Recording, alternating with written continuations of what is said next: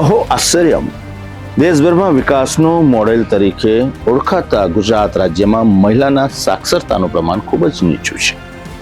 Technology, રોજગારીને લગતા અભ્યાસક્રમો, smart class સાથે સાથે યુવાઓની ભવિષ્યની જે વાતો આ રાજ્યમાં કરવામાં આવે છે તેની સાથે સાથે કન્યા કેળવણી, બેટી પઢાઓ બેટી ભણાવો અને સાથે સાથે મહિલા સુરક્ષાની સાથે તેના ભવિષ્ય નિધિની જ્યારે વાત કરવામાં આવતી હોય ત્યારે આ જ રાજ્યની અંદર મહિલાની સાક્ષરતાનું પ્રમાણ ખૂબ નીચું છે.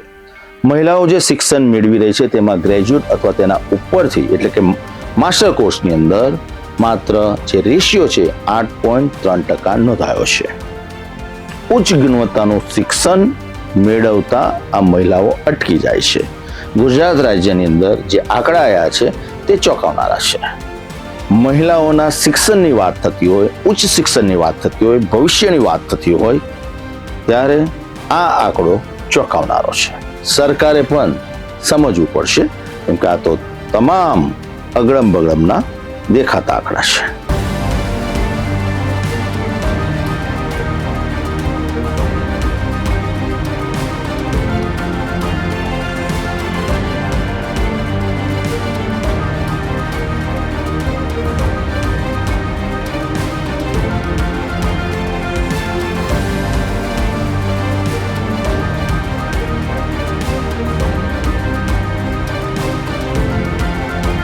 મહિલા શિક્ષણ અને ઉચ્ચ શિક્ષણને લઈને સામે આવેલા આંકડા અનેક પ્રશ્નો ઊભા કરે છે. સર્વે મુજબ ગુજરાતમાં ગ્રેજ્યુએટ અથવા તેથી વધુ ભણેલી મહિલાઓનું પ્રમાણ માત્ર 8.3% છે, જ્યારે કેરળમાં આ પ્રમાણ લગભગ 30%, હિમાચલ પ્રદેશમાં 25.7%, તમિલનાડુમાં 23.4% અને મહારાષ્ટ્રમાં 15.6% નોંધાયું હોવાનું જણાવવામાં આવ્યું છે.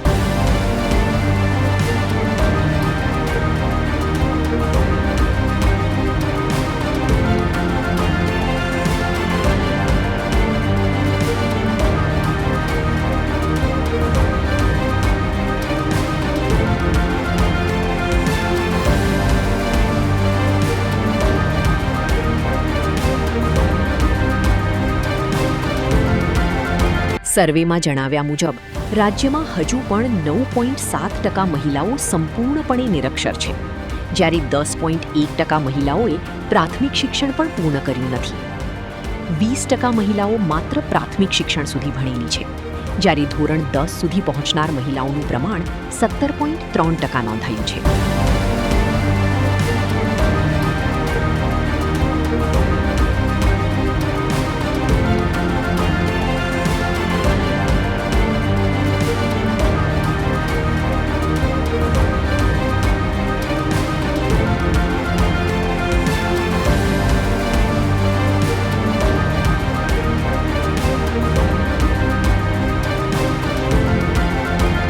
શિક્ષણ ક્ષેત્રના નિષ્ણાતોના મતે ઉચ્ચ શિક્ષણ સુધી મહિલાઓની ઓછી પહોંચ પાછળ અનેક સામાજિક અને આર્થિક પરિબળો જવાબદાર હોઈ શકે છે.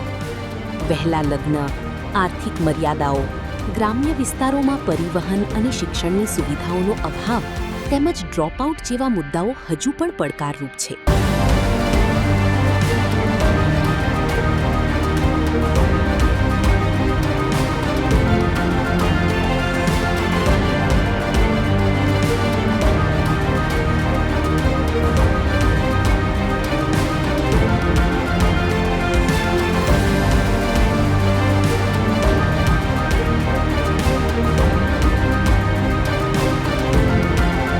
શિક્ષણ ક્ષેત્રે રાજ્યમાં માળખાકીય સુવિધાઓ અને વિવિધ યોજનાઓ અમલમાં હોવા છતાં મહિલા ઉચ્ચ શિક્ષણના આંકડા હજુ સુધારાની માંગ કરે છે. નિષ્ણાતોનું માનવું છે કે માત્ર શાળામાં પ્રવેશ પૂરતો નથી, પરંતુ છોકરીઓ ગ્રેજ્યુએશન અને ઉચ્ચ શિક્ષણ સુધી પહોંચે તે માટે સતત સહાય, જાગૃતિ અને અસરકારક નીતિઓ જરૂરી છે. રાજ્યમાં મહિલાઓનું શિક્ષણ મેળવવાની જે આંકડો છે, રેશિયો છે તે ખૂબ ઓછો છે. એના ઉપર ચિંતન કરવાનું, મનન કરવાનું અથવા પગલાં લેવાના બદલે નેતાજીઓ ભાષણબાજી કરી રહ્યા છે અને ગુજરાતને વિકાસ મોડેલની ઓળખ આપી રહ્યા છે. કેમ કે આ નેતાજીનું અગડમ બગડમ છે. માત્ર મહિલાઓના શિક્ષણ માટે જ આ વિકસિત ગુજરાત છે એવું ન કહી શકાય, પરંતુ સમાજની સાથે જોડાયેલું મહિલાઓનું શિક્ષણ મહત્વનું છે.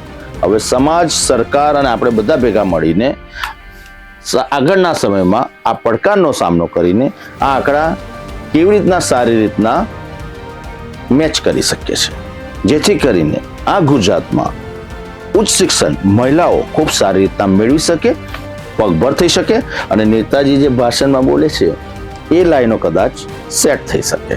કેમ કે અમે તો જાણીએ જ છીએ કે આ તો નેતાજીનું જ અગડબ બગડબ હોય છે. આંકડા, તાસીર, દ્રશ્યો અને સ્થિતિ કંઈક અલગ ચિત્ર રજૂ કરે છે અને ભાષણમાં કંઈક અલગ જ લાઈનો આવતી હોય છે.